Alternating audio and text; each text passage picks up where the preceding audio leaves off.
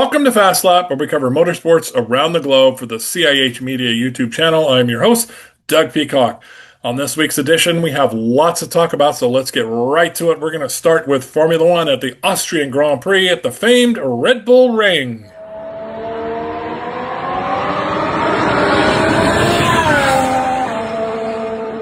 Round 8 of the 2026 World Championship is at the beautiful Red Bull Ring, scenic Austria in the background. The second shortest track in length to Monaco on the F1 calendar, so very quick lap time. Used to be a much longer circuit, and it's been kind of chopped down over the years. Better for TV, I guess, what have you. Shorter attention span. Let's take a look at the Red Bull Ring. Used to be known as the Österreich Ring. So a total circuit length of 4.326 kilometers. Lap record held by Oscar Piastri, which was set last year, believe it or not. Very warm this weekend at the Red Bull Ring, and that would play havoc with the tires and pit strategies. Of course, this happened in qualifying. I'll show you a video that I found that we were able to show.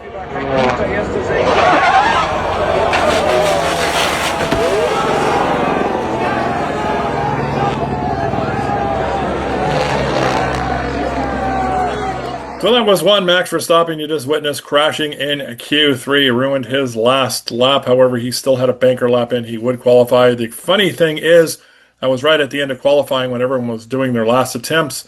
The guy behind him, after the yellow flags were waved, somehow that lap counted for pole position.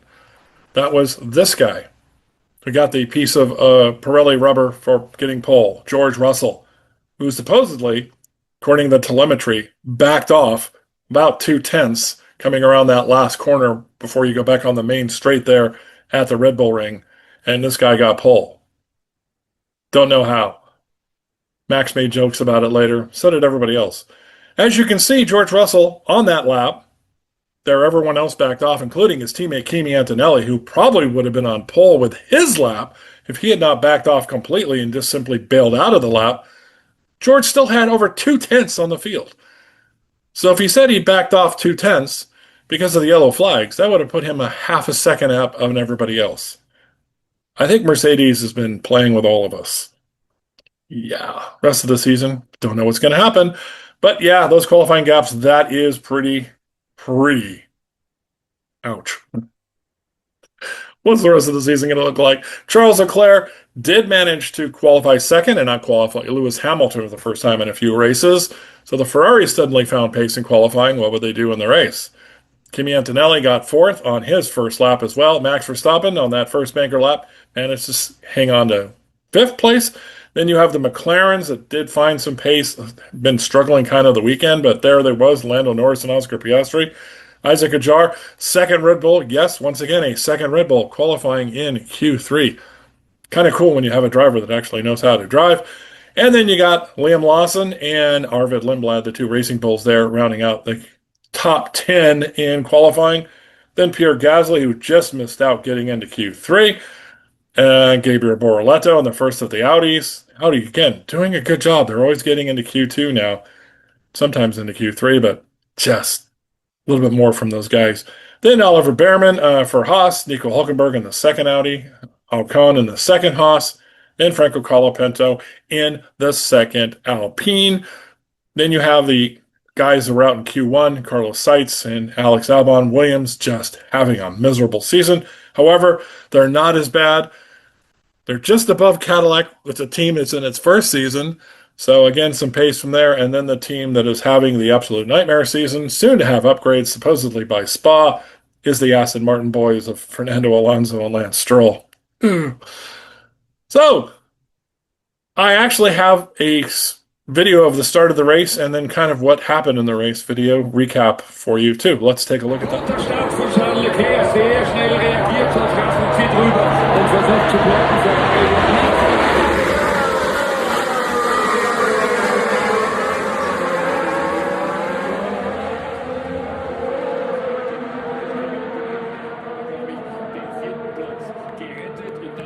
fangen sie an zum ersten Mal in Aufrichtung. Schönberg gerade. Max Verstappen verteidigt sich gegen Lando Norris, gegen den Weltmeister und Vorjahressieger. Beide McLaren hinter dem Ferrari.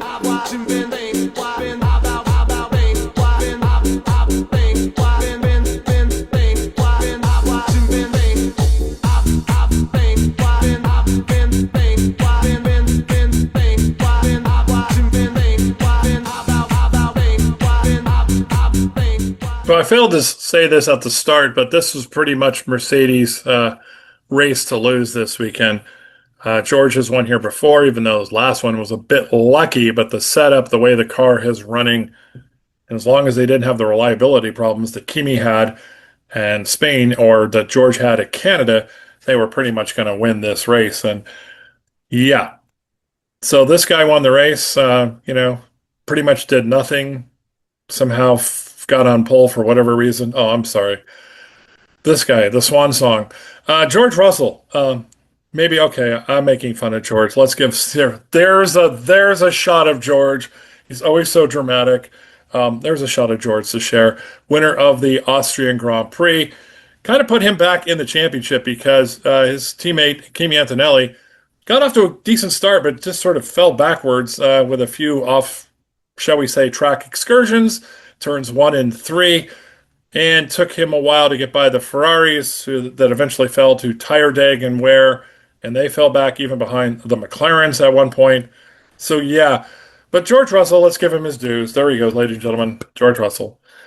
He won his second race of the season, and he's kind of clawing his way back into this championship. Sort of weird how last year he had Oscar get the big lead, then Lando came back.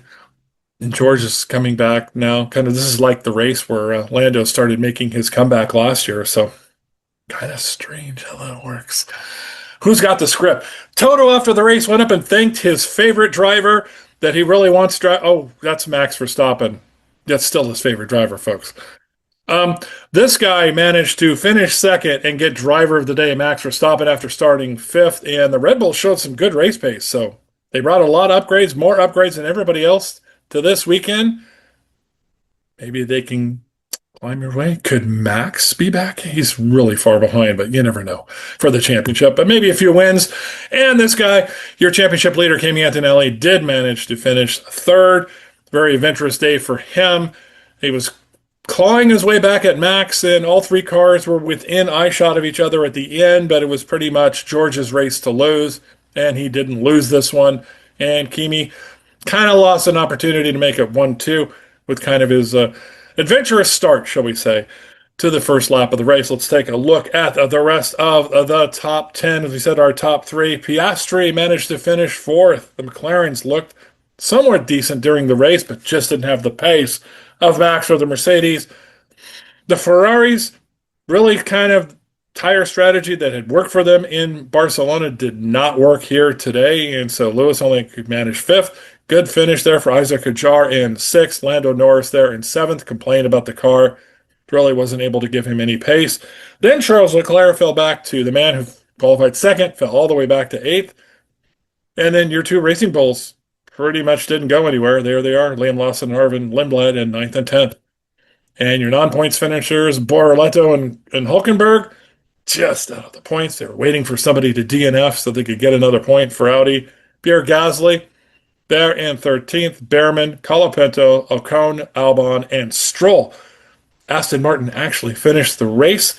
Alonso did not finish. Carlos Sainz had a problem, so brought out one of the virtual safety cars. And then you have the two Cadillacs that both had overheating on the brakes. Valtteri Bottas literally, at the beginning of the race, his brakes were already overheating and they had to retire. So some work to do for our new team from America. Take a look at our championship standings after round 8. Kimi Antonelli there with a 40-point lead over his teammate, who George Russell leapfrogged, thank you, over Lewis Hamilton. Piastri and Norris leapfrogged over Leclerc. Then you have Max Verstappen right there in that fight for fourth place. Hadjar, Gasly, and Liam Lawson. And the rest of the competitors here, you can see no points still for Stroll, Hulkenberg, Perez, and Bottas. Cadillac will get a point this year somewhere, and it's going to be Sergio Perez. Their constructors, Mercedes, yeah, they're just on their way to another constructors title unless total disaster strikes somehow. The real battle is for second. Ferrari there. Will they hand it to McLaren, that second place? And Red Bull now gaining some on them. They're in fourth. And you have the battle after that for fifth. Alpine, Racing Bulls, Haas, maybe getting back into it. And Williams hopes to stay ahead of Audi as soon as Audi gets a little luck. Aston Martin with that 1 point from Monaco, which should have been Cadillac's, but yeah, well, never mind about those penalties. Cadillac yet to score. So a happy, fun podium there, especially with the two guys here on the picture to the left who really can't stand one another. George Russell and Max Verstappen do not like each other at all. Actually, Max had flipped him off once during practice. And George got a nice little piece of Lego or a puzzle piece for his trophy case. All the trophies are shaped like the tracks now. Crazy. Now, those of you who watched the race, did you like these drone cams that they were using, they've used them before, but to the effect of whoever was piloting these drones at the Red Bull Ring, fantastic. Just absolutely wild to see these drones keeping up with the cars in these turns. Love the angles. Thought that was worth mentioning. Fred Vasseur, looking back at the weekend, he goes, yeah, we just didn't have the pace. At one point, he made fun of the fact that Ferrari can't even catch the Mercedes when they're going slower on a qualifying lap, making light to George Russell's pole position. They got a lot of work to do at Ferrari. Everyone thought after Barcelona, yeah, they're right there. This is going to be a championship. No, folks, it's not. Mercedes is going to win. One of the two drivers will win, unless disaster strikes somewhere. And Red Bull, in more racing fun news, Red Bull is going to join McLaren's appeal of the reversal of the Monaco point situation, which gave Pierre Gasly, which took away his penalties for speeding in the pit lane and giving him back third place. They're appealing that. It's a big mess. Little commentary here. You got to decide everything at the race, and it's finalized. It really is. Take note, you made a mistake, don't do it again after that. But when people leave the track, if like with an hour of the race, you got to know the cars should be scrutinized, everything done, all the appeals are made, and when we walk away, we know what it is. Of course, it's not the first time in F1 history. Go all the way back to the Brazilian Grand Prix. I think it was 2003. Kimi Räikkönen on the podium took the trophy. And a week later, they figured out the timing was wrong and it really should have gone to Giancarlo Fisichella. And so they had a podium. Fisichella never got a podium, but he got the trophy back from Kimi Räikkönen. Yeah. So it's not the first time this happens in racing. We have the Indianapolis 500 of 1981. Those of you might remember that. Bobby Unser, Mario Andretti. Proved that Bobby Unser had passed people on a yellow flag, but so had Mario, but they gave the win eventually first to Bobby Unser, then it was taken away the next day, given to Mario Andretti. So Andretti didn't get to go in a winner's circle, but he got to pose on start-finish line on the day after the Indy 500, and then months in court, by the time we got to September, they gave it back to Bobby Unser, and he was the official winner of the 1981 Indianapolis 500, and he was the first guy to cross anyways with Mario second, so not the first time in racing history. Our next race is the British Grand Prix coming up this weekend. This is usually the key essential event for Formula One. It's usually where the silly season kicks off and all the rumors and contracts get signed. Not that way anymore because the season's too long. There are a few Brits driving at this race, as you can see. But the man who usually dominates Silverstone, Lewis Hamilton, looking for a win in a non-Mercedes-powered car. He's won here in a McLaren, he's won here in a Mercedes, but can he win in a Ferrari-powered car? We'll find out this weekend at Silverstone. And we'll be back with more exciting action here on Fast Lap in just a second. Moving from four wheels to two, the MotoGP circus came into the Netherlands to race at the now labeled Dangerous Assen circuit for this weekend's 10th round of the 2026 MotoGP World Championship. Some news, some driver signings, shall we say, to talk about that happened last week before the Netherlands GP. Marc Marquez renewed his contract to stay at Ducati. His teammate next year, however, will be Pedro Acosta, that's leaving the KTM team to be Marquez's teammate. So big challenge for Mr. Acosta next year. And Pecco Bagnali will join Marco Bezzecchi at Aprilia. Now, during practice for the Netherlands Grand Prix, Firmin Aldeguerra was declared unfit after suffering a fracture to his T7th vertebrae in a practice crash. These guys are nuts. Racing with broken bones, broken backs, broken necks. Seriously, Alex Marquez broke his neck and raced this weekend. Remember last time he tried to come back at Chechnya and finally had to withdraw, but he did race this weekend. Your sprint winner was Ralph Hernandez for Trackhouse. Led a 1-2 is Agura, his teammate, right behind him there for a 1-2 finish for them. One of the first for their new outfit at Trackhouse. So sprint top 9, as you see, Fernandez, Agura, and Fabio Di Gianantonio. Probably one of the best names to say. Then Bezzecchi in 4th. Yes, Bezzecchi back after his suspension last week at Chechnya. The Czechia Grace, excuse me. Jorge Martin, Marc Marquez, Bagnaia, Bustamante, and Pedro Acosta there in 9th. Those are your top finishing in the sprint race. Now, if you can see here, take a look at the grid for the big race on Sunday. Martin took the pole with Gura right behind him, and Bezzecchi. Those are basically your top guys fighting for the championship, with Marquez there down in 7th. Fernandez, the sprint winner there in 4th. Bagnaia, who just signed to go to Aprilia next year, next to Marco Bezzecchi. And you can see the rest of the cast. You can see Marc Marquez's brother, Alex Marquez, there in 12th. Didn't have a time as he got to the second qualifying session, and the rest of the contenders. However, and I'll say this as far as the race, Mr. Pedro Acosta pulled out of the race. He's been having a problem in his right hand that has been losing feeling during the race. So in the middle of the race, on about the second or third lap, he pulled out and will miss the next race in Germany and probably be back at Silverstone to get surgery on his hand and arm to take place. Again, these guys are nuts. Here is the starting tires there, so we already know what's going to happen to Mr. Acosta. Some of the drivers going with softs on the back, like Alex Marquez, Luca Marini, Jean Mir, Cal Clucho, and Diego Marrero. They're going with the soft rear tires. Now, let's take a look. I've only got one highlight to show you. I found a video, and actually it's a pretty from the race. It involves this man, Marco Bezzecchi, who's been having, after leading the championship for most of the season, has been having a string of bad luck.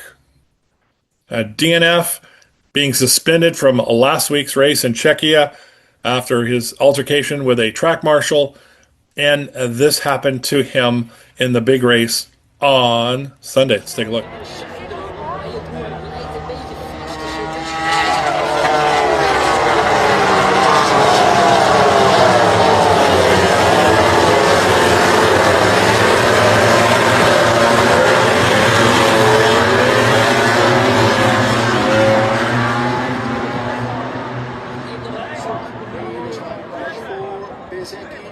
Hopelijk dat het oké is.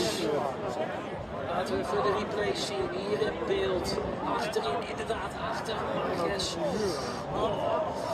Ja, dat is de klassieker. Is raakt hij de voorkant kwijt. Ja, Bezzecchi taken to the medical center. ik hoop dat hij oké is. Laten we hopen op het beste. Zodra het nieuws is, melden we ons. Zat iets van de 20 centimeter in huis.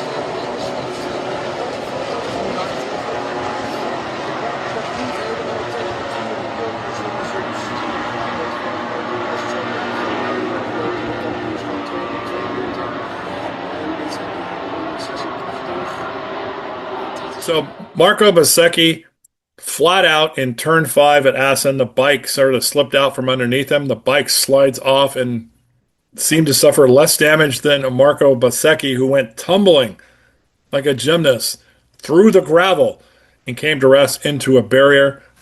Believe it or not, our championship leader at the time is okay. No major injuries, just cuts and scrapes and bumps and bruises, and he will be back in 2 weeks' time to race again at MotoGP. So That is great news, considering after the season we have. Our winner, Ai Ogura, first ever win for him at Trackhouse. Congratulations to the young Japanese rider who has been up and coming and been pressing there in the top 10 just about every race. It is a double podium for both races, the sprint and the main event for Trackhouse. Congratulations to them. Fernandez, Ogura in the sprint, Ogura and Fernandez in the main race on Sunday. The first Japanese rider since 2004. And let me get this name right. Makoto Tamada was the last Japanese rider in 2004 to win a MotoGP 1 race. Take a look again of his first ever victory. First time for 1-2 for Trackhouse with Fernandez's podium, as well as then the reverse on Sunday.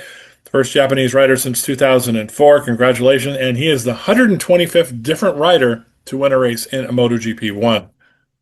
Our top 10, as we said, Ai Ogura, Raul Fernandez, then Jorge Martin there in third place. Then you got Fabio Antonio, Alex Marquez with the cracked neck. Benenzi there in sixth. Marc Marquez in seventh. We're going to talk about him more in a second. Fabio Quintaro!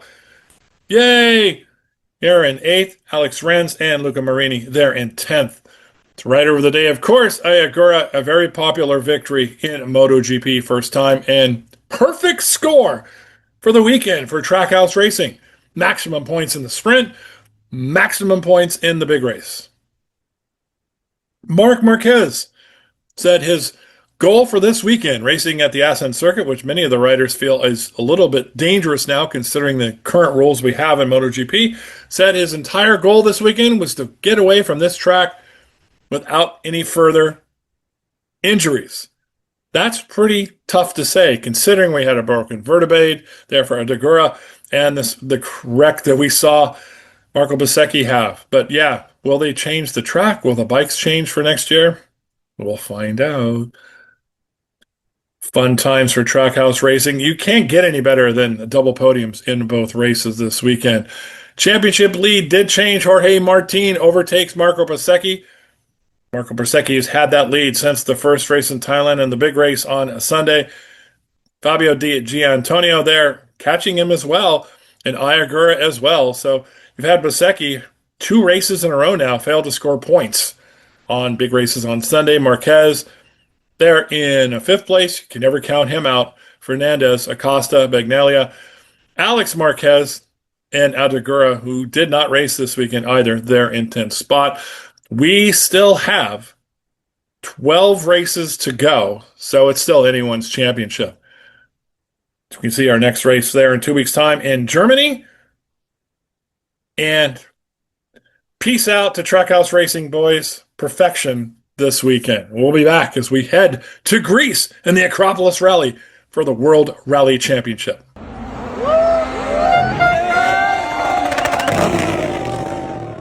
Moving from pavement to dirt and back to 4 wheels, we go to the World Rally Championship in Greece and the Acropolis, a rally that's been happening for a long time. Oh, maybe the Greeks and their Carthaginians and the Romans all had raced around in their chariots in the dirt. But yeah, for 4 wheels, probably about 60, 70 years. Let's take a look at our lineup for this weekend. The normal suspects for Toyota, including Sebastian Ogier, looking for that elusive 10th title so he can break his tie with his arch-rival Sebastian Loeb. You have the 3 drivers for Hyundai and Ford coming with 4 cars is Martin Sakis, the Hungarian, back in it. Yes, congratulations to him. All right, the rally was going Thierry Neuville's way as we entered the last stages, and he was leading going into Sunday's power stages. Hey, pretty cool, huh? But then Thierry had a problem, and this happened to his car. A flat tire pretty much destroyed the back of his car. Didn't lose that much time, but it ruined his chances of winning because guess who was second right behind him? You guessed it, Sebastian Ogier, the legend himself, wins yet another rally and gets himself back into the championship hunt. He is upstart superstar teammate Oliver Solberg crashed yet again in one of the early stages on Friday and was pretty much out of contention from that point on. That young man needs to learn to calm down a bit. And Ogier has actually been talking to him, trying to get him to focus more and simply be more consistent and not simply try to drive the wheels off the car from stage one all the way till Sundays with power stages. See the final results. Neuville lost just over a minute on those tire changes and brought that car back. That's pretty amazing. So a good result for Hyundai there in second. And then you see we have the Toyota of Kasuda there in third. McLaren with one of the Fords, and then Pohara, Formo, and this another one of the Hyundais. Then Alvin Evans, who disaster struck him. You can see over 5-minute backs. Car had a huge damage and was able to bring it back, but it pretty much put him out of contention. Martin Sekis there in eighth, again had problems. And then your World Rally 2 winner there, Verves in ninth, and Mikkelsen in 10th from World Rally 2. There's the winning pair. You can see Vilo and Veers there winning in World Rally 2 there. And you can see the top 10, just over a minute for Veers, pretty much a convincing win there. This is a very difficult rally. Very, very scenic. Maybe not so much as the Safari Rally in Kenya, but still a pretty fun rally. Our podium there, again, Toyota, Hyundai, and Toyota. Championship standings. Well, Evans still leads, but look at the man in third place who's come out of nowhere. The man who doesn't race full-time in World Rally. Or will he? Kasuda's still in second, right behind Evans, Pohara, and Solberg. Further back, and again, they're all Toyota drivers. All 5 of the Toyota drivers in the top 5 in that championship standings. And you can see here, a little bit further down after them is Formo, then Nouvelle, then Pardon, Lappi, and Roussel. There are your top 10. And World Rally 2 championship standings with Cahora there, Cauchon, Roussel, and Roussel. All right, this is some scary news. I think I'll be able to tell you soon if I am already talking about making some decisions before the weekend on whether or not he's going to add. He said he would do 10 rallies this year. Okay. 10 of the 14 rallies.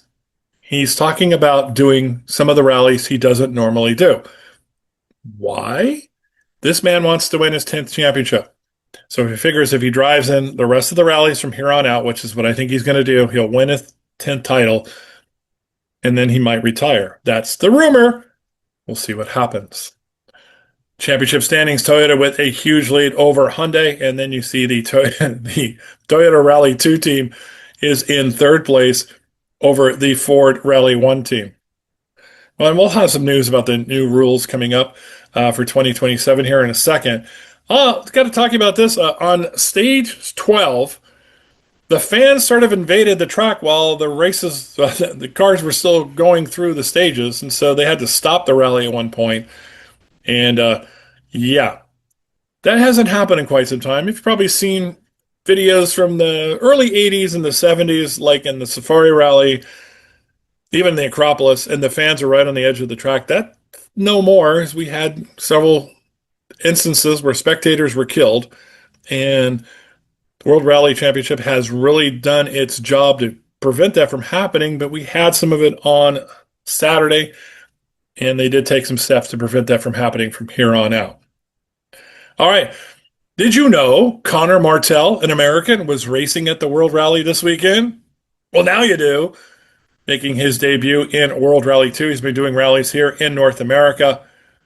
A 29-year-old from the middle of the country there. I believe he's from Tennessee. Made his debut with Alancia in World Rally 2. It's the junior team. Drove along with Alex Galsmazo. First man to come into World Rally 1 since Ken Block. Congratulations to him. Hopefully he will do well. His result, he was unclassified. He did have a big crash on Saturday, and he was unable to finish, and he destroyed the car. There was no second car for him to use, so he didn't take part in the power stages, so he was unclassified. But he was tracking in the top 10 towards the end of his stints there on Saturday. So maybe some look there. Keep your eyes on Connor Martell for the future. Kalle Rovanperä, two-time champion who left the World Rally Championship at the end of last season to explore his dream of becoming a Formula One driver, had to withdraw from the Super Formula Championship in Japan because he had an inner ear problem that was causing him to have vertigo. He has since had surgery. It is now corrected. The doctors have cleared him. He no longer has those vertigo symptoms. He is back to training and will be competitive racing again in 2027 with his goal of trying to make Formula One in the future. So good news there for Kalle Rovanperä. All right, we're going to come back and talk more about rally, about what's going to happen with the rules next year, because World Rally 1 is sort of in doubt at the moment, and we'll be right back. So the past couple of seasons with Toyota absolutely dominating the World Rally Championship, and past winner, Hyundai sort of fading away, and Ford sort of in a non-factory effort. The FIA has realized that the World Rally Championship 1 is in a bit of a quandary. Should we say they're in plain trouble is what they are. So they've come up with an idea to try to bridge the gap between people designing all new cars to come into World Rally, especially with all the hybrids and electric cars that are being built by manufacturers, which you can't use in rally. You've got to have a combustible engine car out there. So FIA has come up with a way to make World Rally 2, which is a lot cheaper, with a kit that you get from the FIA to make them competitive in World Rally 1 for next year. Okay? The objective is simple: to lower the cost, more competitors, bigger entry list, and to attract more manufacturers. Teams already running World Rally 2 machinery can potentially fight for an overall result with a dedicated World Rally Championship kit package. Manufacturers already in World Rally 2, of course, M Sport Ford, Skoda, Toyota, Lancia, and Hyundai. They already have competitive cars and infrastructures and customer networks. This is, again, according to the FIA and World Rally. World Rally 2 cars could now be eligible for the top levels, so Hyundai could remain in the World Rally Championship without building an expensive all-new car for 2027. I think this was mainly meant because Hyundai is on the teetering of simply withdrawing from World Rally. Instead of a handful of factories and entries, the championship could feature more teams, more drivers, more manufacturers, more competition. This all sounds good, by the way. If the gap is small, 27 could become one of the most competitive World Rally seasons in decades. Because sort of what's happened, and we're going to look at the kit here in a second, is manufacturers come in. You had the way back when the Audis come in with the World Rally package back then and dominated, and then Lancia came in and did really well. Then Mitsubishi came in, and Subaru came in. Then you had Citroen come in, and then Ford came in, Volkswagen came in, Hyundai, Toyota, and that's where we're at. Toyota's dominating right now.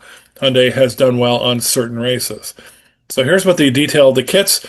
This isn't a free-for-all. The FIA still wants the manufacturers involved in the center of the project. So here becomes the details. You must compete in every round of the championship. You must field at least 2 cars.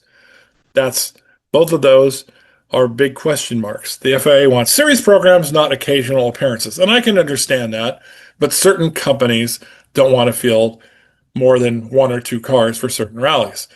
The combination Rally 2 kit package, minimum weight will be 1,200 kilograms, helping performance levels while keeping cost under control.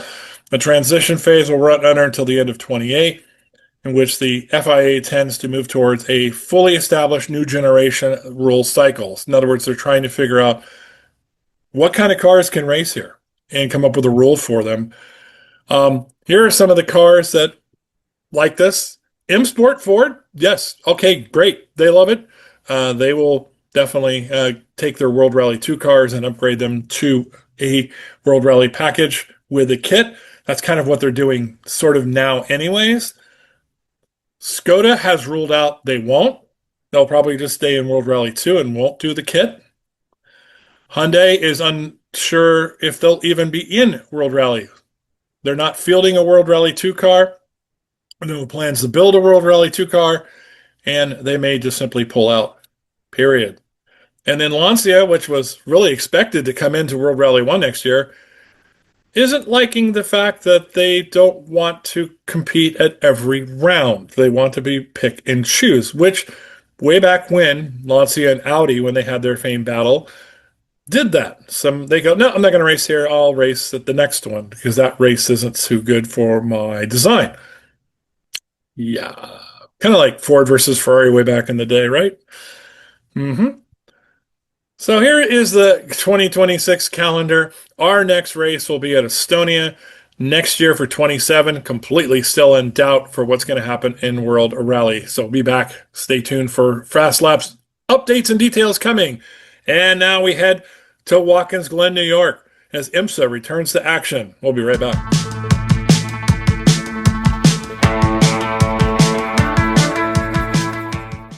And I told you this was an action-packed episode as we have the IMSA cars returning to the 6 hours at the Glen at Watkins Glen in New York, a track I was at many years ago, but it's still actually a gorgeous track. I don't know why some of the bigger series don't race there, but IMSA does. And yeah, IndyCar should go back, and Formula One was great there in the day. 6 hours of the Glen, 54 entries, all 4 classes were there, LMP2 and GTD, join GTB and GTD Pro. Take a look at our usual suspect, the Penske Porsches here, which were not at Le Mans because Porsche pulled out of WEC Racing in Europe and only want to race here in the United States. That's good for us. No Ferraris, but we have the BMWs, we have the Cadillacs, and we have the Acuras. Acuras also don't race there. And we have the Aston Martins. The beautiful sounding V12. The LMP2 cars, the Orcas, all racing here. And then GTD Pro, yes, with Rexy, number 77, the dinosaur. And GTD, also racing this weekend. Very full field. Track record set by Jack Aiken, Cadillac Racing. The Whelen car was going to be the car to beat here at the Glen. Upstate New York, beautiful upstate New York. If you go from Buffalo, it's about a 2-hour drive. If you go from Rochester, it's about an hour and a half. Yes, it was pretty insane with 54 cars on the track, even though it's a beautiful long road course. It was very racing competitive. I do have a couple of videos to show you.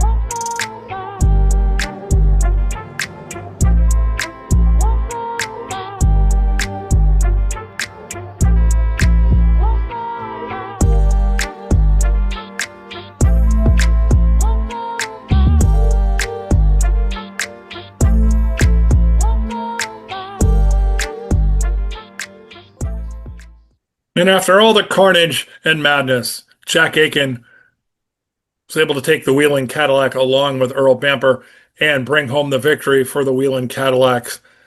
Yes, they didn't lead the whole thing. They were challenged by the other 2 Cadillacs. The Porsches were in there for a while.